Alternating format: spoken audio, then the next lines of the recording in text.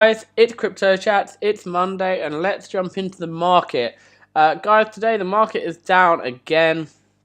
I think we're on $9,000 for Bitcoin, 683 for Ethereum, and then Litecoin is down to only $176 now. To be fair, since the weekend it hasn't been the best. I think a lot of fear about regulation is still setting in, and that's why we're seeing the market continuing to go down.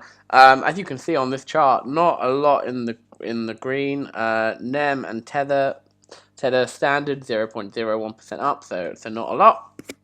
But everything else on here, it's all red. It's all red. But we'll come back to CoinMarketCap a little later in the video. We're going to jump on over to CoinDesk, who have an article today about Thomson Reuters. For anyone who doesn't know, they're a wire news company, so they distribute news across the world. And basically, they provide news to CNN, BBC, and like loads of news broadcasters across the world. Anyway, apparently they are developing a tool which will allow investors to work out the sentiment toward Bitcoin at any time. So, is there are people holding Bitcoin quite stressed, or are they happy, or do they think it's going to go higher? Do they think it's going to go lower? Anyway, they're doing this as a service so potential investors can work out the best time to buy and sell. So let's say if the market sentiment showed that most people who own Bitcoin were quite sad at the moment and the price is going down, down, down, that might be a good opportunity to buy because it can only go down for so long. So why not make use of that and get in when people are most miserable and take the profit? Equally, that works for it's doing well. Maybe everyone's really happy about Bitcoin. Maybe everyone's like, oh, it's going to go, keep on going, keep on going, keep on going, which it did last year. Maybe you'll be like, okay, it's a bit too good to be true. I will sell. And you'll do it before it crashes like $2,000. So it's a really interesting tool. I think some other companies are doing stuff like this. There was a story last week about a guy who had created an index, so 25, which was like Bitcoin was doing really well, and then it was 0 for Bitcoin is doing terrible. And basically, he was using this to tell investors when to buy and sell Bitcoin. But yeah, pretty interesting. The CEO, still Austin Burkett said, our customers can use it to generate alpha, they can drive positive investment returns, and they can do it to better balance their risks. I mean, it's pretty interesting. Obviously, AI is going to be behind it, so that's quite an interesting change in the Bitcoin community and blockchain generally. But who knows, even with AI, just because the price is low doesn't mean it's going to go back up again, or it could keep on going down, and the same with height. Say it could have rocketed $2,000 in a day, and you could be like, all right, I'm going to sell my Bitcoin now, and then it could go up $1,000. So there's no way to tell, but either way, it's an interesting idea. It's interesting to see how Thomson are getting involved in Bitcoin and blockchain and cryptocurrencies in general. And yeah, fair play to them. Let's see how it goes. Anyway, some good news today, considering we've had a pretty crap week, well, last week anyway, with regard to regulation in Bitcoin. The EU has basically said that if it was ever to ban Bitcoin or like mining or cryptocurrencies, it couldn't ever do it from a energy perspective. In the last year, a lot of people have been going like, Bitcoin, mining Bitcoin uses as much energy as Iceland or Lithuania or as, I don't know, like Czech Republic.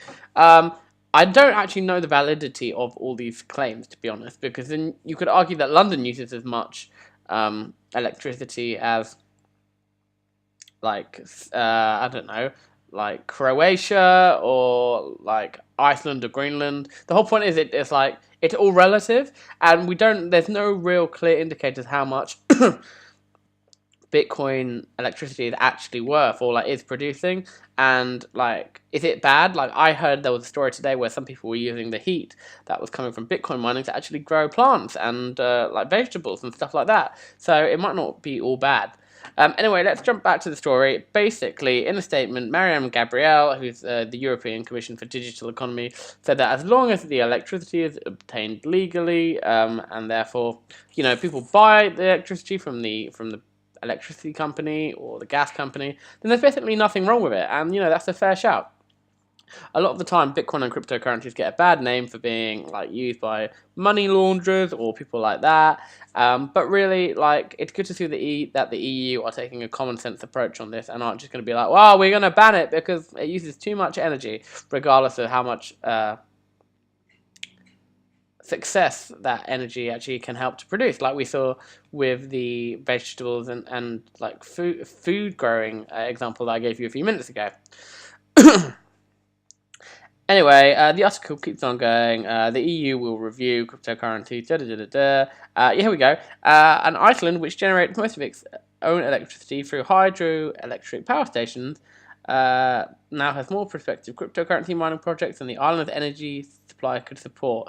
Iceland isn't in the EU, so it's not really relevant. But it's an interesting problem, I suppose. But I'm sure Iceland can work their way around it. Anyway, guys, let's jump on over to coin market cap for the mooners and losers of today's segment. Guys, I think it's basically going to be all losers. But let's have a look. Change 24 hours. The best. So we can see here there are three cryptocurrencies today which are up. Everything else is down. So Tether is up 0.01%. I mean, it never moves much, but still. DigiByte is up 0.5%. 2%, and NEM is up 5%. NEM is the only one which is even worth talking about, to be honest, because the fourth best today, guys, is 0.63% down, and keeping good to that. These are the good ones, right? So like Komodo 3% down, Smart Cash 4, Ripple 5. At least Ripple's kind of holding its ground, but it's got a lot of support from the banks, and if anything, if the banks are gonna regulate cryptocurrencies and the government want to regulate cryptocurrencies, Ripple's kind of happy because they're already in with the bank, so taking out the competition is pretty good for them. So shouldn't they be up? Let me know what you guys think in the comments below, or you can check out our Twitter at CryptoChat11 and let me know what you think.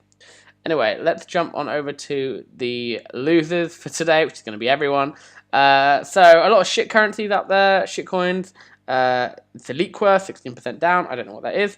Byteball 15%. Dentacoin down 12%. Yes, continues to go down. I'm a fan. And then basically DigiDAO, Zcash, Monero 10% down on the day. That's pretty bad. Gas 10. Tron 9 too. And Doge is down 9. Oh, much sadness.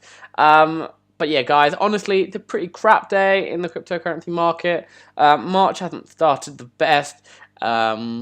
And yeah, so far, 2018 for cryptocurrencies hasn't been really good, to be honest. I mean, ever since November, it's been on the down low. And I think a lot of people are going shit, did we reach the peak last year? Is it actually going to keep going, or is it just over now? Is that it? And did I miss out? Anyway, guys, thank you for watching today's video. Tune in tomorrow for Crypto Chat Tuesday, where we will be talking about the latest things going on in the market, the latest stories on CoinDesk and CNBC, and the rest of the market, and fundamentally Bitcoin and Litecoin and all the other cryptocurrencies actually feel like going into the green yesterday, because today has been abysmal.